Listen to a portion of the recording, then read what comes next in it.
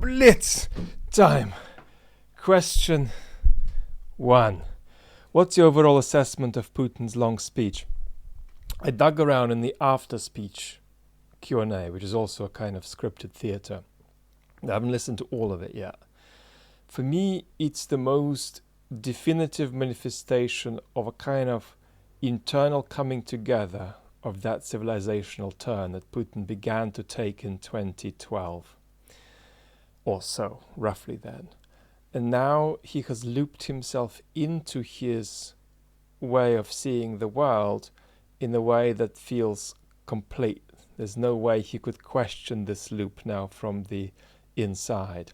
That's the biggest impression, and I think the significance of that speech, which otherwise was a bit pale by Putin's standards.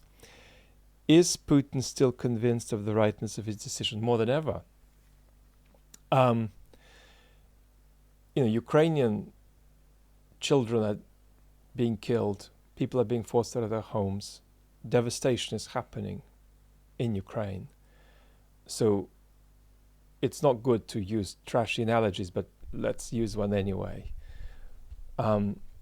He is like a football manager who is convinced that he needs a young, pacey striker, and he's bought an old, fat one instead. And even though that's nothing like the striker he wanted to set out to get and to play, he's going to play that striker because he still thinks that's somehow part of the big picture story of getting a young and fast striker. And he believes that. And that's disturbing. But predictable for anybody conscious of the extraordinary deformation of character that occurs when one's at the top of a regime like that.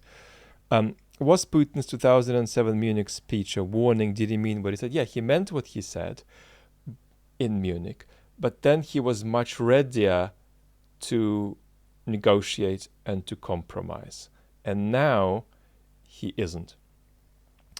Did you find his speech coherent?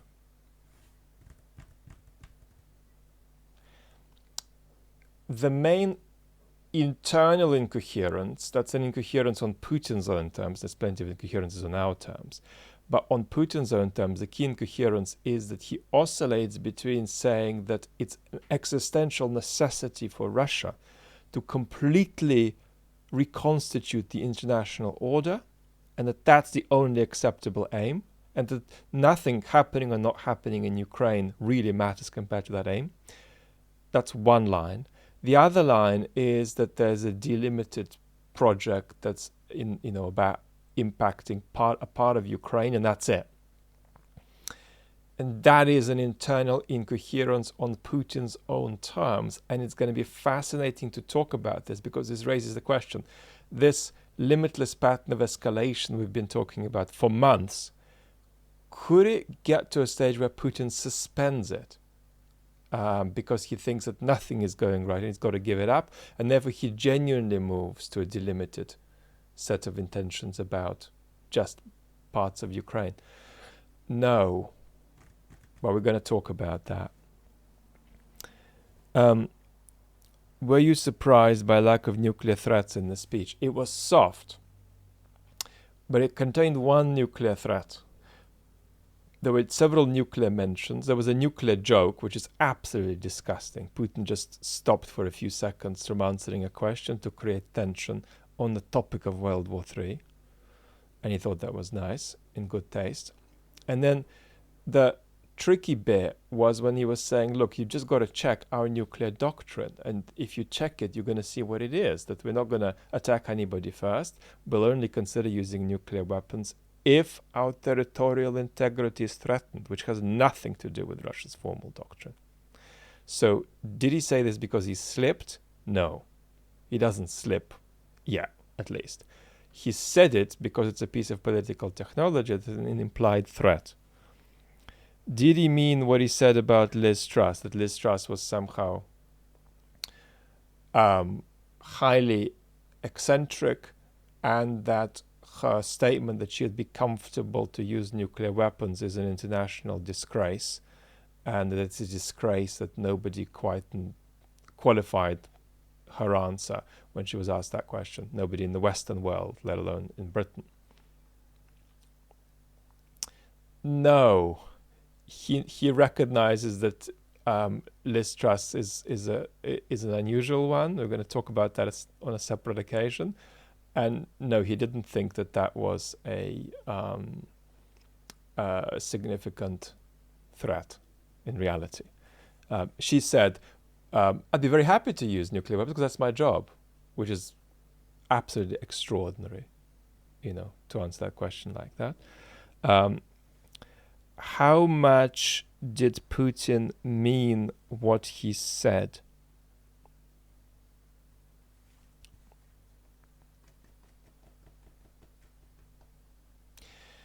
There is an interesting balance about the question of what the hell Russians are doing in Ukraine. Because Putin says, look at the Zaporizhzhia nuclear plant. You wanted heavy armaments for us to get them out of there. We've done that, we can do it. You wanted inspectors there, we can do that. But then you said, get all of your stuff out of there. He said, a Western leader told me to get out my military presence from there. And Putin said, are they completely losing their mind? We've given this, we've given that. What else do they want? And so what's missing from this is what the hell are Russian troops doing in Ukraine anyway? And the problem here is that Putin is genuinely unable to understand the depth of reaction to the violation of Ukraine's sovereignty. And that depth of reaction is complex and it's for all kinds of self-serving reasons and so on, but it's there. And he doesn't get it. He thinks, well, the United States has immense influence over many parts of the world, over Europe. He thinks the United States has roughly kind of a control over Europe. All I want is just Ukraine. What is wrong with you people? So he is partly just sliding out of admitting that the central problem is what the hell are Russian troops doing in the first place in Ukraine. But he's partly not really convinced that it's a big deal. And is convinced that we are sort of escalating a crisis unnecessarily because it shouldn't be that big a deal. So in terms of whether he believes what he's saying, one of the nuances that's interesting is this business of what his answer is to what the hell his troops are doing in Ukraine anyway. Was the speech written by Putin? Yes. More than ever, he has stopped relying on people to check him. And that's in total contrast to early Putin. Early Putin was scripted, and indeed the most dramatic outbursts of early Putin weren't real. He's not a shouty guy. And he's not a guy who really wants to talk about nailing people in the toilet, as he talked about at the beginning of his reign. That was scripted, and he performed it. But now it's more unlovely in its authenticity. Could you comment on Ksenia Sobchak running away from Russia, and is she an independent journalist or a Kremlin agent? Well, she's not a complete Kremlin agent, obviously. It would need a long conversation. Here's the deal, basically. Two things might help, if we can answer this very quickly. First of all, there are purely political cases in Russia and impurely political cases. That's to say where somebody is being pushed because somebody else who doesn't like him has put him in the firing line of the regime's political dislike, disquiet. That's the first thing to say. So there are political cases and there are hybrid cases. So it could be that partly she's got a big audience where she says some unlovely things, but also some anti-government, anti-war things. And even though she's sort of grayish in the way she conducts herself, it's still a big audience and it's still highly critical of the regime. And it's not okay for them anymore, presumably. But maybe there's something else going on too. So it could be a mix.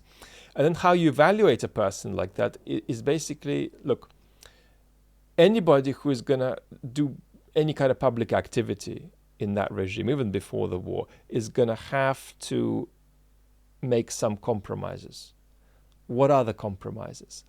Are they too many, you know? And that's a good question. And with Ksenia Sobchak, there are plenty of compromises that for most people stays across the line, like her running for president, which was functionally helpful to the Putin regime, was agreed with the Putin regime. And she thought she'd use it to boost her career and to boost some kind of anti-regime messages while playing the regime's game. And that dramatically failed. So that's not an answer, but it's the beginning of a conversation. How many Russians would be able to engage with your channels if they were translated into Russian? 10, 15%. Do you have a bias in the war?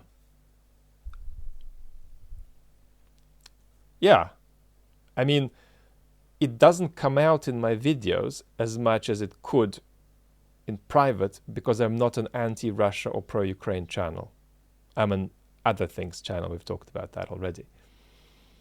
But yeah, obviously I have a visceral instinct that says, get the hell out of here about Russian troops in Ukraine. And I also have a visceral instinct about the gross, malignant, evil political irresponsibility of Mr. Putin. Talk to you soon.